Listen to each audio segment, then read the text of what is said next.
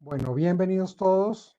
Estamos por la sala 2 en el segundo encuentro preparado y organizado por la CIGE. Para todos ustedes, muy bienvenidos. Muchas gracias por acompañarnos. En este momento nos acompaña en la sala doña Magdalena Corradain Mora. Voy a hacer una muy breve presentación de su hoja de vida para que la puedan conocer y posteriormente entonces podremos escuchar una charla bien interesante que ella ha preparado sobre sus ancestros, los Carreño. Nos va a llevar a un viaje maravilloso por el norte de Venezuela, inclusive desde las islas que están en Venezuela, después por el norte de Venezuela, Caracas, para llegar aquí al nuevo reino de Granada. Bien, Magdalena es abogada javeriana, graduada del año 83. Ella es miembro de número de las Academias Colombianas de Historia Eclesiástica y de la de Cundinamarca y correspondiente de la Academia Colombiana de Historia y de la Academia Boyacense de Historia. Ha sido una investigadora incansable de fuentes documentales, en especial del Archivo General de la Nación, acá en Colombia, y del Archivo Regional de Boyacá de los siglos XVI, XVII y XVIII. Yo acá hago un paréntesis en lo personal porque la conozco hace mucho tiempo y tal vez pocas personas han conocido y recorrido los archivos como los ha hecho ella. Ha trabajado todo el tema de historia y genealogía, sobre todo en lo que corresponde al antiguo regimiento de Tunja. Ha sido autora de 7 libros, Los fundadores de Tunja, genealogías en 2 tomos, Vecinos y Moradores de Tunja, 1620 al 23, Géneros de Castillo y de la Tierra, Comercio en el Nuevo Reino de Granada, siglos XVI y XVII, Los Laches, Los Caballeros de Cristo de Chita en el norte de Boyacá, y Mujeres en la Independencia y su derecho de petición contra la expulsión de los jesuitas a mediados del siglo XIX, albores desconocidos de los derechos políticos de las mujeres en Colombia. Ha sido pues una amiga muy incondicional, nos conocemos ya hace algún tiempo. Magdalena, como les digo, es una persona que ha recorrido los archivos y esa manera como los ha manejado, los ha interpretado, la ha llevado a hacer una serie de hipótesis muy interesantes. Algunas han sido controversiales. Es muy interesante. Entonces le doy la bienvenida a Magdalena. Te agradezco enormemente, Magdalena, que nos acompañes el día de hoy Acá en acá la en la CIGE CIGE y y los los dejo en dejo en compañía compañía de de Magdalena. Magdalena. Perdón un segundo, yo le voy a compartir su computador y su presentación y le voy a subir al volumen a su computador.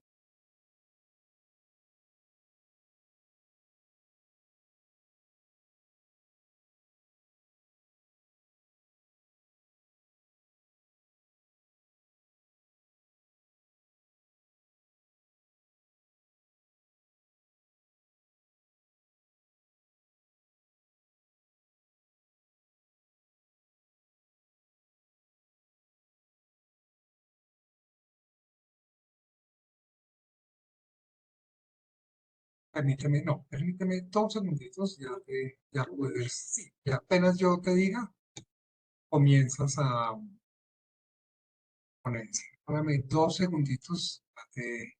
Listo, correcto, ya aquí teníamos todos los elementos.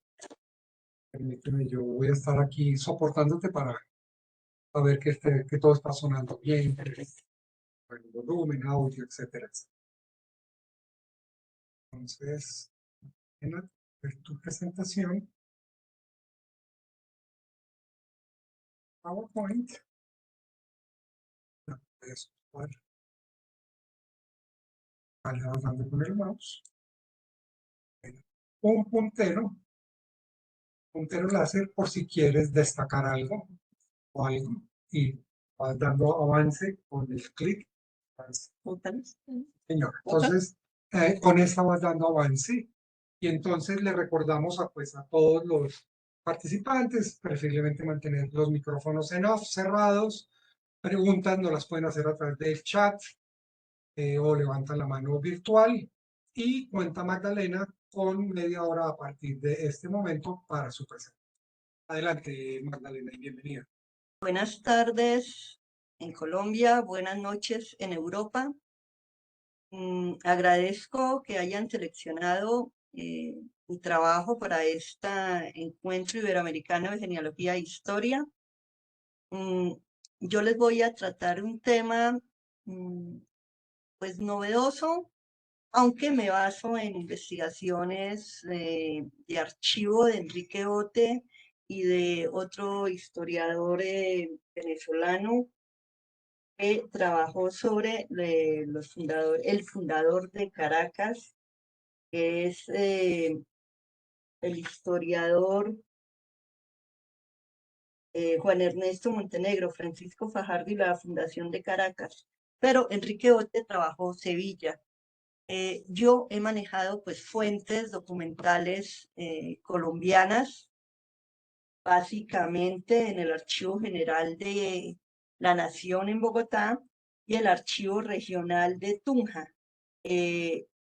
Tanto las notarías, primera, segunda, el archivo histórico, también la notaría del Cocuy.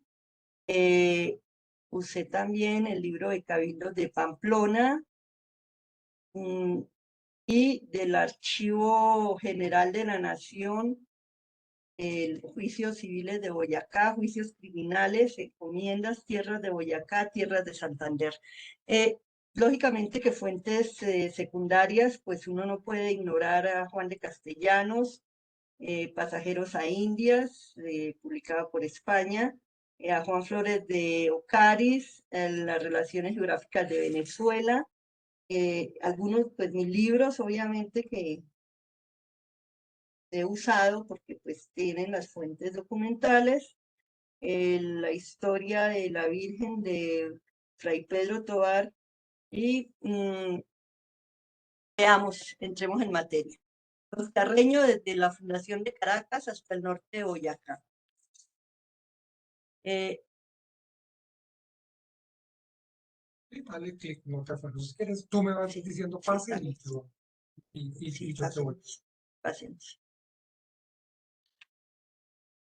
Dos personajes se nos vienen a la memoria rápidamente con respecto al apellido Carreño.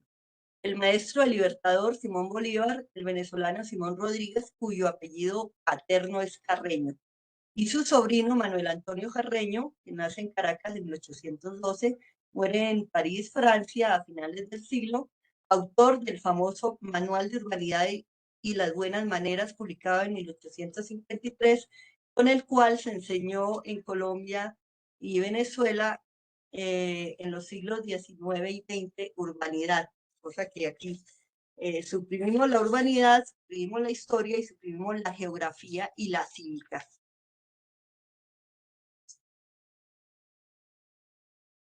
¿Cuáles son las áreas geográficas? Tenemos las islas de Cubagua y Margarita en Venezuela, Estado Nueva Esparta en el Mar Caribe, en Sudamérica, y la ciudad de San Francisco de Caracas en la antigua capitanía de Venezuela. Y en Colombia, la ciudad de Tunja en el departamento de Boyacá, Colombia, Sudamérica, antiguo virreinato de la Nueva Granada, y en ese mismo departamento, en jurisdicción del antiguo corregimiento de Tunja, la encomienda de Tuámaca, que ocupa actualmente el territorio de los actuales municipios de San Mateo y Guacamayas, o parte, ¿no? Y el tiempo, pues tenemos el siglo XVI y XVII. Aquí nos ubicamos en un mapa. En verde tenemos a Venezuela, en el círculo rojo tenemos aquí las islas de Cubagua y Margarita, y en el lado de Colombia tenemos donde queda en blanco, que es el mapa de Colombia, donde está Tuamaca, es en Boyacá. Tenemos la isla de Margarita, isla de Cubagua en Venezuela. ¿Por qué era importante Margarita? O sea, Margarita y Cubagua. Margarita es fértil y tiene agua. Cubagua es estéril y sin agua, pero es muy importante por sus perlas. En ella se funda la ciudad de Nueva Cádiz de Cubagua. Esta es Margarita con estos dos islotes, es muy bonita, aquí un puente. Y aquí tenemos Nueva Cádiz de Cubagua, en Cubagua, quedan en el mar Caribe frente a las costas de Venezuela, a la altura de la actual ciudad de Cumaná. De Margarita es la cacica doña Isabel India Guayquerí, de quien vamos a hablar. Aquí tenemos Cubagua, la isla rica por sus perlas, pero no tiene agua, es estéril, es un peñasco árido. Ahí es donde llega el español Alonso Carreño por 1527 a la explotación de las perlas. Miremos por qué es importante nuestra India, Isabel India Guayquerí, cacica de la isla Margarita, que tiene dos uniones. Una, de hecho, una unión libre con Francisco Fajardo, teniente de corregidor, y es madre de Francisco Fajardo, el mestizo Francisco Fajardo, muy importante, muy conocido en Venezuela, que habla de sus hermanos los Carreño. De sus hermanos los Carreño son hijos de Alonso Carreño, este primer español que viene, Carreño, casado legítimamente con ella, y son los padres del capitán Francisco Carreño. Isabel es hija del cacique Charaima, que era el cacique de Margarita, y estos dos mestizos van a ser fundadores de la ciudad de San Francisco de Caracas en Venezuela en 1560. Veamos el árbol genealógico de Francisco Fajardo. Francisco Fajardo es el teniente gobernador de Margarita en unión libre con la famosa doña Isabel India Guayquerí, la cacica de Margarita. Tiene a su hijo, el mestizo Francisco Fajardo, fundador de la ciudad de Caracas en 1560, de Cumaná, El Collado, Nuestra Señora de Carabelleda, defensor de la isla Margarita contra el tirano Lope de Aguirre, casado con Isabel de Niebla, tiene dos hijos, Rodrigo Fajardo, que muere en la conquista de los cumanagotos, y María Fajardo, quien está en Guacamayas en 1632. La trae su tío materno, Francisco Carreño, precisamente a Guacamayas. Él ya casa con el capitán de infantería Jerónimo López de Illanos, teniente general de la gobernación de Guayana, Dorado e Isla Trinidad. No tienen hijos, desafortunadamente. Y nuestro famoso Francisco Fajardo es nieto de Martín Fernández Fajardo, que muere en las guerras de Italia, y bisnieto de Alonso Áñez Fajardo, señor de Montealegre. Ahora veamos el árbol genealógico de Alonso Carreño. Entonces tenemos a nuestra Isabel, la cacica India Guayquerí de Margarita, hija del cacique Charaima. Isabel casada legítimamente con Alonso Carreño, un español que nace por 1510, es vecino de las islas de Cubagua y Margarita desde 1527 y son en el estado Nueva Esparta en Venezuela. Ellos son padres del capitán Francisco Carreño, que es mestizo, claro, es de español e india, y nace en la isla Margarita en 1540 y muere en el pueblo del Cocuy en 1616, cofundador de la ciudad de San Francisco de Caracas en 1560.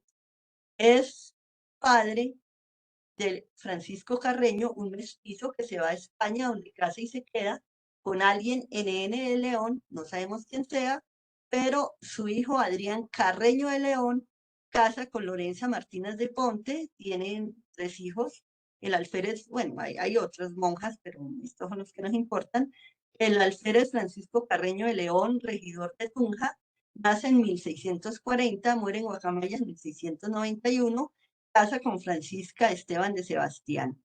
Luego tenemos al alférez Antonio Carreño de León, que casa con doña María de Paredes. Ellos tienen descendencia todos. El capitán Domingo Carreño, alcalde de la Hermandad de Tunja en 1585, que casa con una Gómez Leal. Ahí se me quedó por fuera del cuadro, pero está documentado. Y tiene una hermana, Catalina de Reina Carreño, que casa con Gregorio Espinosa, que nace en Madrid en 1560. son padres de Gregorio Espinosa, de Francisco Espinosa Garcipérez, de Jacinto Espinosa Garcipérez, muy importante, va a ser el bisnieto del capitán Francisco Carreño, que funda una capellanía en su encomienda y en honor a la Virgen de Chiquinquirá, y él sobrevive, y dentro de la relación esta que estábamos hablando, el padre Tovar y Buendía, de los milagros de la Virgen de Chiquinquirá, está registrado como Jacinto Espinosa García Pérez sobrevive a un gran piedrón que le cae encima gracias a un milagro de los de la Virgen de Chiquinquirá. Y Josefa de Espinosa, que nace en 1620.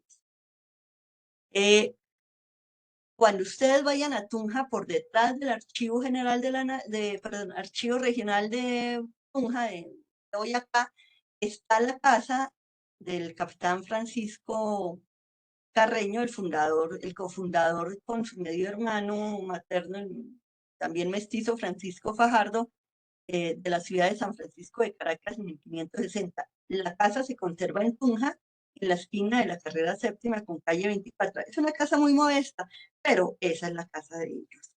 No puede uno nunca cambiar que sea una gran casa, no, es eso, pero es una casa del siglo XVI, auténtica.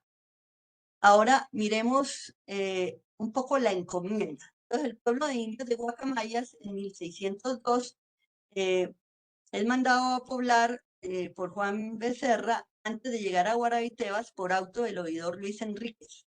Lo conforman las parcialidades de indios y encomiendas de Tuámaca, de indios gualiguas, caribes de los llanos orientales, llamados también Carreño por su encomendero Francisco Carreño.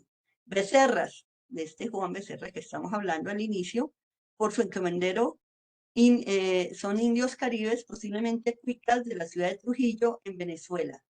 Guacamayas de Nación Lache, de Doña María de Monsalve, que también va a tener los Chiscas, también Laches, y Tunevas de Nación Caribe, nómades del llano. Y los Rasgones de Nación Guane o Chitarera de Juan de Sierra San Miguel. La encomienda de Francisco Carreño a fines del siglo XVI y principio del XVII está localizada, la llaman, los documentos figura así como Tuámaca, localizada en el antiguo territorio de Guacamayas, corregimiento de Tunja, a ambas bandas del río Guacamayas, desde la quebrada del Obraje, límite entre Panqueo y Guacamayas, hasta las juntas donde se une al río Chicamocha. Comprende el territorio de los municipios actuales de Guacamayas, El Espino y San Mateo en el actual departamento de Boyacá y Macaravita en el actual departamento de Santander.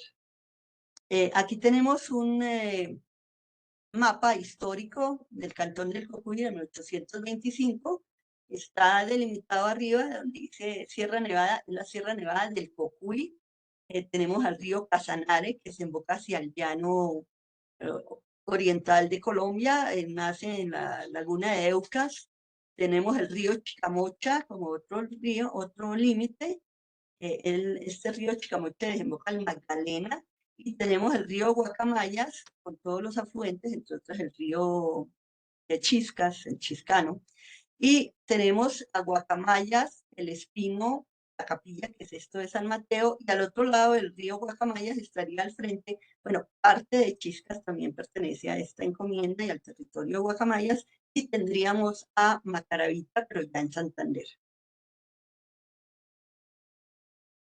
Volvamos aquí, miremos un poquito. Esto es Guacamayas actualmente, esto es la capilla o Tuámaca, esto es El Espino, esto es lo de Chiscas, que sería una parte, y por aquí en esta zona estará Macaravita.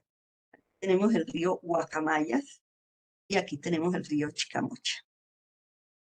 Y por último tenemos que el capitán Francisco Carreño, en su estancia de Cifuentes, funda a principios del siglo XVII la capellanía de la Virgen del Popolo. La Virgen del Popolo es esta, que es de la ciudad española de Medina del Campo. En realidad es una inmaculada llamada aquí en Colombia Chiquinquirá. Está parada sobre la media luna. Y al niño alzado, tenemos la Virgen de Chiquinquirá parada sobre la media luna. Tenemos al apóstol San Andrés con la cruz espada o en X, y tenemos a San Antonio de Padua al otro lado.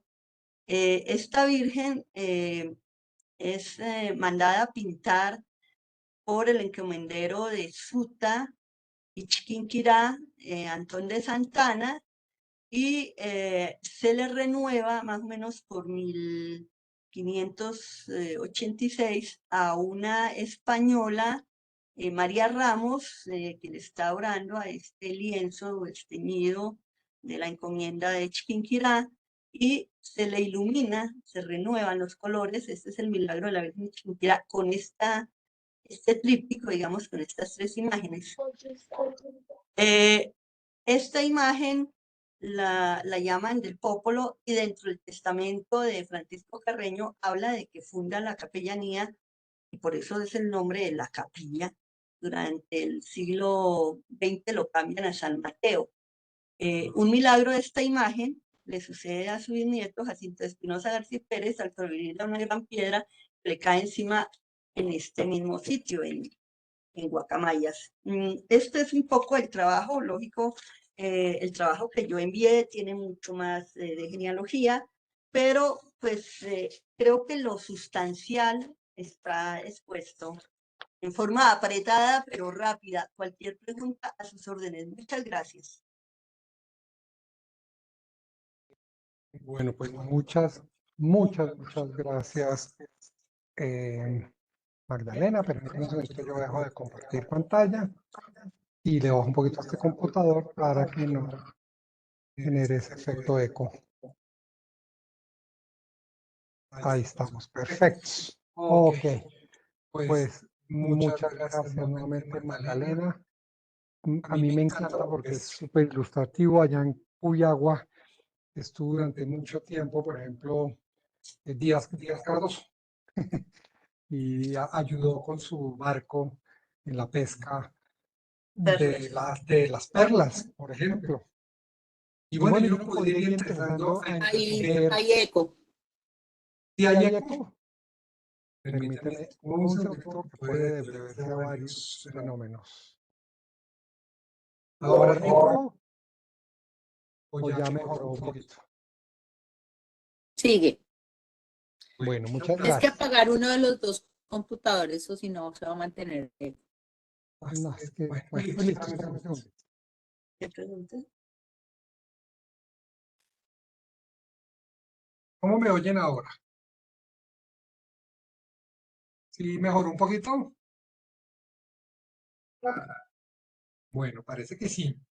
Bien, ok, entonces, nuevamente muchas gracias, Magdalena. Te estaba contando que es que uno puede hacer acá una serie de correlaciones entre los antiguos encomenderos. Ya te conté, Díaz Cardoso vivió en Cubagua y estuvo con su bergantín. Y bueno, ahí uno empieza a entretejer todas las historias, ¿no? Voy a estar mirando un momento en el chat por si hay alguna pregunta. Magdalena, muchas gracias. Te manda así Luis Guillermo Pedraza Archila. Y a Luis Guillermo le mando un saludo, hacía rato que no lo veía. Un abrazo muy especial. Y le pido el gran favor, parece que no hay preguntas, por lo menos en el chat. Ahí hay una. Entonces, si Sí, quieren sí, levantar hay una. la mano, pueden hacerlo. Y con gusto, entonces lo resolvemos. Adriana, tienes la mano arriba, entonces con gusto. Esta es una pregunta medio rara, pero bueno, la voy a hacer. Ese cuadro, perdón, de la Virgen de Chiquinquirá es el mismo de la historia que Santander se llevó y que con eso se salvó y todo lo demás. Magdalena. Andrés. A ver, lo único que te puedo decir, esta imagen, yo la he estudiado, es uno de mis, no Es preciosa. dentro de la bibliografía, pero te puedo contar, con motivo de la venida del Papa Pablo II, Sexto Pablo o Juan II. Pablo II. Juan Pablo II, para esa época yo había hecho un estudio que publiqué en el siglo, que se llamaba El Milagro de Chiquinquirá. Esa imagen la he estado estudiando. Tal vez soy la única que dice que la Virgen del Popolo tiene que ver con esta de Chiquinquirá, porque en Medina del Campo hacían con esa imagen, había una feria cada 7 años en Medina del Campo y estaba puesta externamente en la iglesia y los comerciantes desde sus puestos podían asistir a la misa. Yo estudié esta imagen y en documentos, tanto en el Testamento de María Ramos como en este de Francisco Carreño, habla de la Virgen del Popolo y están hablando desde la Virgen de Chiquinquirá. Entonces yo sí logré esa relación. Ahora, la Virgen de Chiquinquirá también la veneran con otro milagro, digamos, hay varios, digamos, se repiten, ¿no? Con esa imagen la encuentran en una tapa como de un barril de agua en el lago de Maracaibo y en Maracaibo la llaman la Chinita. Entonces, digamos, la Virgen de Chiquinquirá, tú la tienes en muchísimas poblaciones de América y de Colombia no se hable. De hecho, en Guacamayas, mi pueblo materno, es la patrona, pero también la veneran en El Espino, también la veneran en San Mateo y yo me imagino que en Macaravita. No le he seguido la pista, pero muchas poblaciones de Colombia están asociadas al culto a la Virgen de Chiquinquirá. Es de las imágenes, es equivalente Pues a la Virgen de México, la de la de Guadalupe. Guadalupe. Ahora, curioso, la Virgen de Guadalupe no tiene nada que ver con la de Guadalupe en Extremadura. Sin embargo, pues la llaman la Virgen de Guadalupe. Y esta, pues nadie, los mismos dominicos se molestaron mucho cuando yo hice es mi trabajo de entrada en la Academia de Historia Eclesiástica, se me iban alborotando, porque, entre otras, es una imagen, la Virgen del Popolo no tiene nada con Rosario, pero cuando ellos lograron esa parroquia, le pusieron a la imagen un rosario y la llaman la Virgen del Rosario de Chiquinquirá. No, no, Sí. no, no, no. En realidad es la Virgen del Popolo. Busquemos cómo es el origen. Ok. Claro, se me iban mosqueando los dominicos. Pues yo les estaba pisando los callos. Siempre. Pues la historia es como es. Lo que pasa es que, claro, para podérsela apropiar más y sentirla que es de ellos, pues la llamaron así. Y de hecho, en Colombia ahora tú la ves y se llama la Virgen del Rosario de Chiquinquirá. No, nunca tuvo rosario. Y Ok. se lo pusieron al niño. Y son superpuestos. Muchas gracias, Magdalena. Muchas gracias, Magdalena. Puede ser con la que se salvó Santander. Es posible. Tiene Claro, mucha porque esa es una historia muy famosa, que él se salvó porque él tenía el cuadro y se lo había llevado, iban a entrar a batalla y 2 soldados se lo llevaron y lo escondieron y después lo encontraron y No, ella no, no, no, no, entró a no. Santa Fe de Hay Bogotá, otro pedacito. algo así. Perdona, voy a hacerte un paréntesis. Un general francés, que debía ser masón, o sea, católico, nada, pues se roba el cuadro original en Chiquinquirá. De hecho, lo recupera el ejército de Morillo en Caques, aquí en la Cabuya, y lo devuelven. O bueno, los patriotas ya le habían robado las joyas. Ahora, no era nuevo de los patriotas, esos eran los de aquí, José Acevedo y Gómez y todos los ilustres patriotas santafereños. En Caracas, Bolívar había robado a las iglesias de Caracas. O sea, no nos digamos mentiras. La independencia se financió con la plata de las iglesias.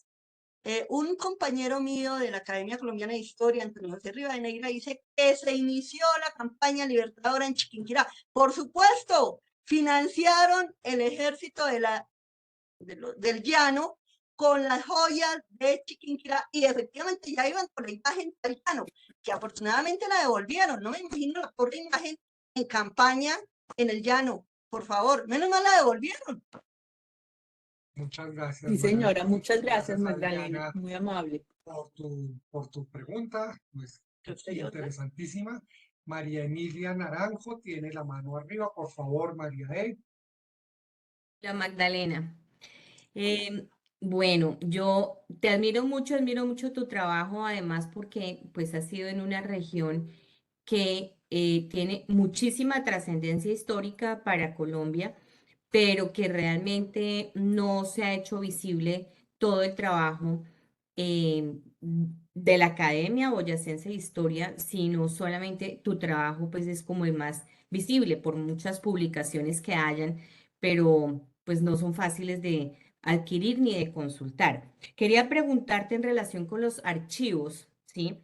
Eh, Además del Archivo General de la Nación y del Archivo Histórico en Tunja, eh, ¿qué otros archivos has encontrado de utilidad en lo que fue anteriormente, digamos antes de la independencia, Vélez? Porque pues de Tunja se ha escrito mucho, pero yo particularmente estoy interesada y investigando mucho también encomiendas em, que inicialmente era pues de encomenderos beleños, además de lo que tiene Family Search. A ver, te cuento. Curiosamente, mi papá es Alberto Coradain Angulo. Y los Angulo, pues son de Vélez. Atravesados como la iglesia de Vélez es una expresión aquí porque indudablemente es una iglesia que no da de frente sobre la plaza, sino de costado. Por eso lo he atravesado, pero eso muestra un poquito el carácter santanderiano, un poquito altivo. Eh, Dado a que yo acompañé a mis padres, así me inicié en la investigación. Nosotros somos 8 hermanos y muchísimos de los, por lo menos unos 6, estuvimos de escribientes auxiliares de mis padres, o les leíamos o les escribíamos. Creo que así terminamos. Mis padres ambos son genealogistas. Mi madre es Elga Mora Carreño, por eso el Carreño me importa, y mi papá Alberto Coradain Angulo. Eh, Dado a que él es veleño, pues sí metí un poquito la mano en Vélez. He mirado algo de notaría, miramos algo, hay muy poquito de parroquia, está muy salteado, pero pues empecemos porque Bogotá ni siquiera la parroquia de la catedral la podemos ver, y Tunja ni el siglo XVI ni XVII existen en la catedral. Es complicado. Ahora, te digo, yo trabajo, además de estos 2 archivos grandes, y he mirado algo con pares. Definitivamente los archivos de notaría y los archivos de parroquia donde ha sido posible consultar. Lo de Pamplona es clave. Hay fuentes que no he mirado, digamos, porque no he podido, digamos, Ocaña, no sé qué haya. Nosotros estamos muy unidos a Mérida. Hay un trabajo de un historiador, eh, Roberto Picón Parra, muy bueno, en las genealogías de Mérida. Santander, pues había un grupo que dirigía Juan Mantilla. Desafortunadamente, la mayoría de estos historiadores de Santander han muerto. No hay, digamos, una publicación similar, no me la estoy dando, pero similar a lo de Flores de Ocaris, a lo que yo he hecho de Tunja, no hay algo similar, digamos, en Santander. Digamos, Santander, el Estado soberano de Santander, o sea, los 2 Santanderes. Eh, y Vélez, como te digo, hay unos vacíos fuertes en parroquia, y notarías, pues también empieza un poco tarde. Eso es lo que te puedo contar de Vélez, que te interesa. Muchas Gracias. gracias, Magdalena. Muchas gracias, María E. Ya sabes que aquí tienes el canal directo con Magdalena para que es una investigadora, yo digo, es incansable. Eso le fascina meterse en sus archivos horas de horas de horas.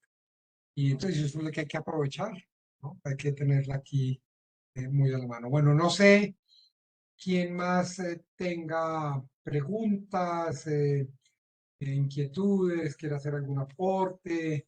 Mariano, si tú quieras comentarnos algo al respecto. Si no, pues podemos ir dando cierre a la muy interesante ponencia que nos acaba de hacer Magdalena.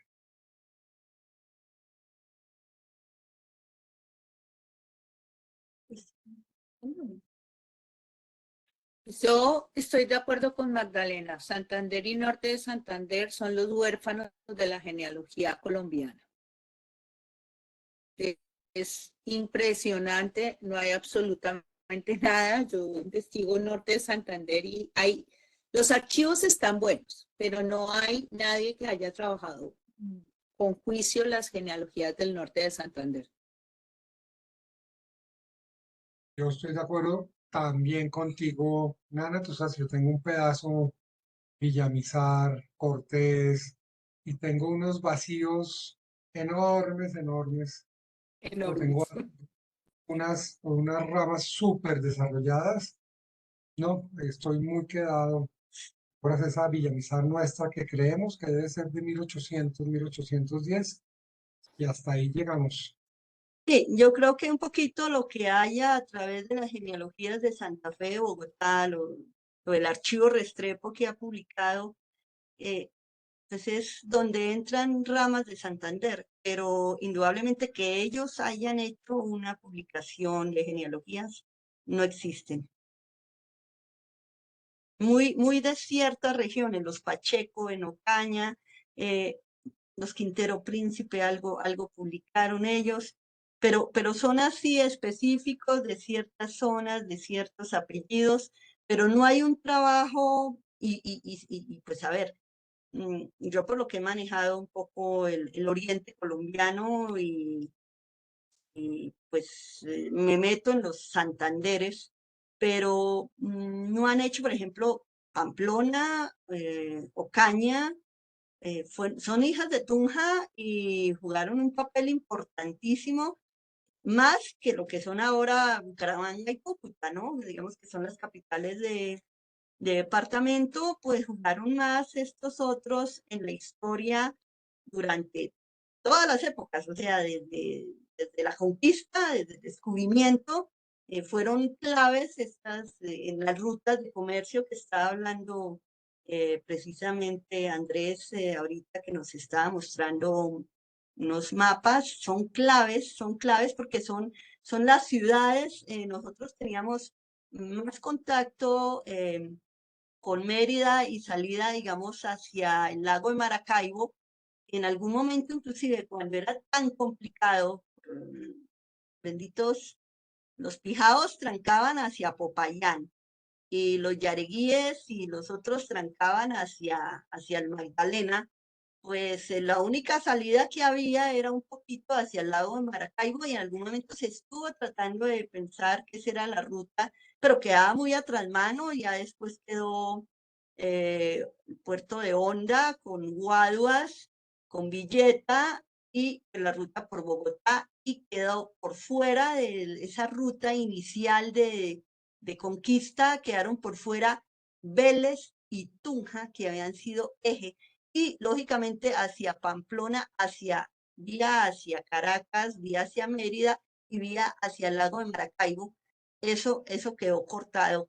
Y perdimos otra ruta que también tuvimos al inicio por el Casanare, vía hacia los llanos orientales, porque quedó por el lado de Bogotá, por el lado de Villavicencio. Entonces también perdimos esa importancia de Tunja, que era la comunicación, era el eje. En algún momento inclusive se pensó pasar la capital de Santa Fe a Tunja. Lo que pasa es que Tunja no tenía agua, pero eso sí culpa del saque que se le ocurrió armar su ciudad allá. Y en algún momento también se pensó pasar la capital del nuevo reino de Granada, inclusive a Tocaima. Y la casa que han escogido de la de Juan Díaz Jaramillo, que es los artesonados que ustedes, los que estén en Bogotá, conocen en la Concepción.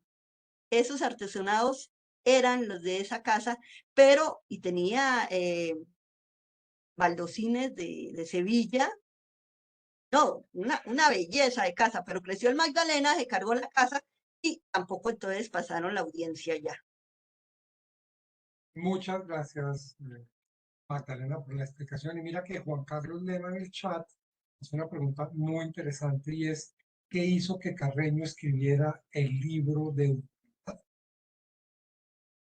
No sé exactamente por qué lo escribió, pero era un poquito las buenas maneras, era un poquito el civismo, el poder convivir civilizadamente, defendiendo a los niños, a los viejos, a las mujeres, sabiendo comer en...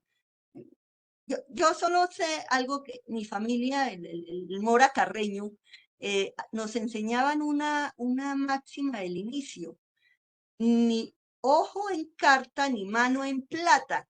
Eso era un poquito unas normas de conducta, de rectitud, de buenas maneras, de comportamiento civilizado, y eso nos lo enseñaban desde niños. O sea, puede que en la escuela le enseñaran a uno cosas. Yo me acuerdo que en la Universidad Javeriana nos decían los profesores que una cosa era la educación y otra cosa era la cultura. Y uno decía, hombre, eso es lo mismo. No, efectivamente, puede haber una persona con un título de abogado, de ingeniero, de arquitecto, de médico, y no sabe coger los cubiertos en la mesa. Esas son las buenas maneras. Entonces, indudablemente que la educación es un cúmulo de conocimientos, es una, pero las buenas maneras son otras. Y eso lo enseñaban tanto en la casa como en la escuela, el colegio, la universidad. O sea, lo reforzaban a través de los años. Pero lo inicial iba en la casa. Claro que sí, Magdalena.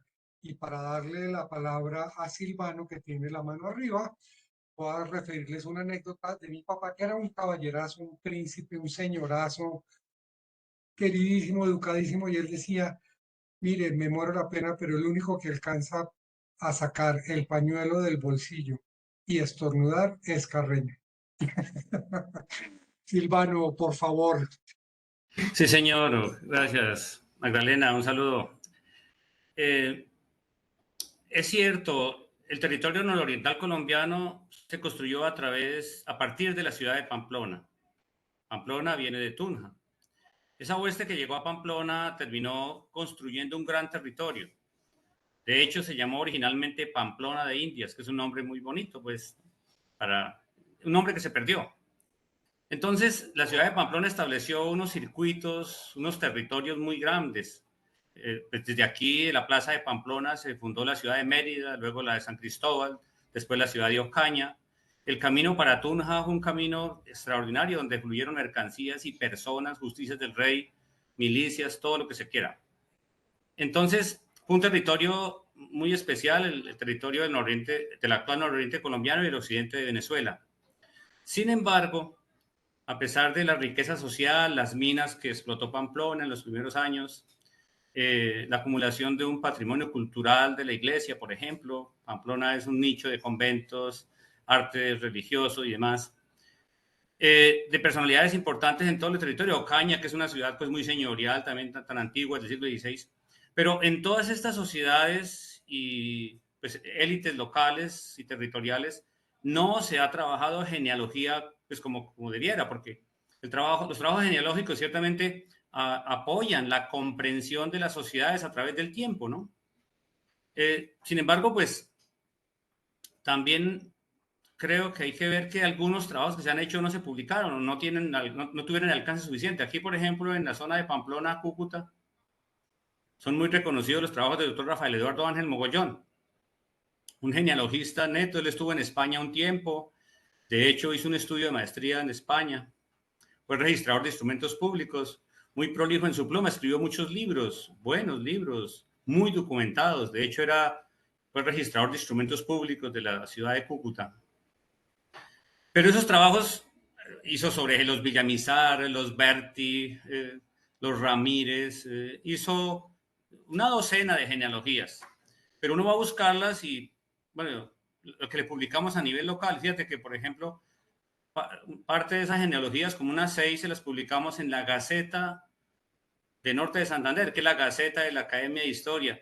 Unas ediciones muy modestas de 500, 1000 ejemplaritos que se quedaron por ahí entre los académicos, y eso pues no circuló. Y como en esos tiempos todavía no iba a las páginas web, yo creería que el trabajo ahora sería para impulsar un poco los nuevos genealogistas, incluso los estudiantes de las facultades como en la UIS, que pues forma historiadores en esa parte del país, republicar por vía digital esas genealogías que se hicieron, que son como pioneras en el proceso, y ampliar. Ahora, el detalle es que la genealogía es muy del interés personal. O sea, las genealogías no cautivan instituciones, no cautivan proyectos de investigación financiables, sino que pues son quienes tienen ya en sus últimos, ya en la madurez queremos hacer algo, y entonces es por amor a su familia, por mi abuelo, mi bisabuelo. Ahora, ese ímpetu de genealogías últimos fue por el tema de las nacionalidades portuguesa y española, que es ahí donde vino el desastre también. Pero entonces, juntar la crítica historiográfica, hacemos genealogía como contribución al conocimiento histórico y el empoderamiento y mejoramiento del saber en las regiones, o hacemos genealogía porque nos la pagan y porque está para el tema de las nacionalidades. Es decir, ¿y dónde están los equilibrios para auditar la calidad de esas genealogías y mirar si de verdad la genealogía está contribuyendo con el conocimiento histórico de las regiones, con el conocimiento histórico de la nación? Es decir, si de verdad tienen valor en el ámbito historiográfico, porque yo creería que la genealogía sigue siendo pues ahí como la cenicientica del paseo en las esferas de la academia, digamos, de las facultades, quiero decir, porque las academias sí abrazan la genealogía con mucho cariño. Eso es lo que más o menos yo veo en esta parte. Habrá que hacer un balance ahora y en un par de años mirar qué se ha hecho, en qué se ha avanzado. De acuerdo, Silvano, y muchas gracias. Qué comentario tan interesante. Y me dejas un tip. Creo que me voy a tener que ir a las academias allá de historia A a mirar que me las presten esas publicaciones. genealogías, porque yo tengo esos que acabas de decir, Villamizares y todos esos. Tengo unos vacíos gigantescos. Bueno, pues muchas gracias nuevamente a Magdalena por tan interesante conversatorio. Vamos a ir cerrando nuestra presentación de hoy con ella, a quien agradecemos infinitamente la gentileza de habernos querido acompañar el día de hoy. Y Mariano, si quieres para cerrar, o Nana, con algunas palabras, y yo le paso entonces el mando y la transmisión a la persona siguiente con la siguiente ponencia. Andresito, ya creo que esta es la última charla de la tarde. Ah, ok. ¿Cerramos? Exactamente. Entonces, y Voy a cerrar la ya no creo que está despidiendo la otra, la otra sala. Entonces, pues yo les quiero agradecer a todos su asistencia el día de hoy a nuestro segundo encuentro de genealogía.